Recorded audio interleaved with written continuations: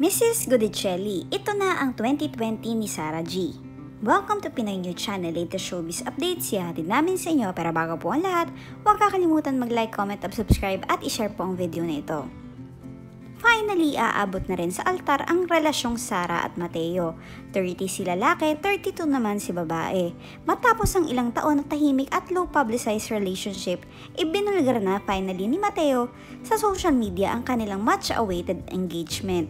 This December, ikakasal na ang kapatid ni Mateo na si Georgia at posible na next year na ang kina Sarah at Mateo. Di biro ang pinagdaanan ni Mateo para makuha ang matamis na oo ni Sarah dahil hindi naman kaila kung gaano ka-strict ang parents ni Popstar Princess.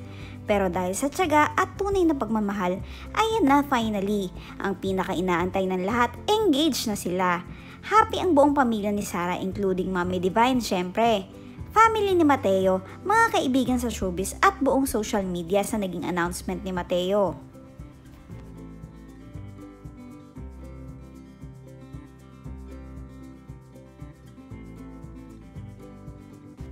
Para sa opinion ni PNC, match made in heaven nga naman talaga mula sa Pinoy News Channel. Congratulations Sarah and Mateo.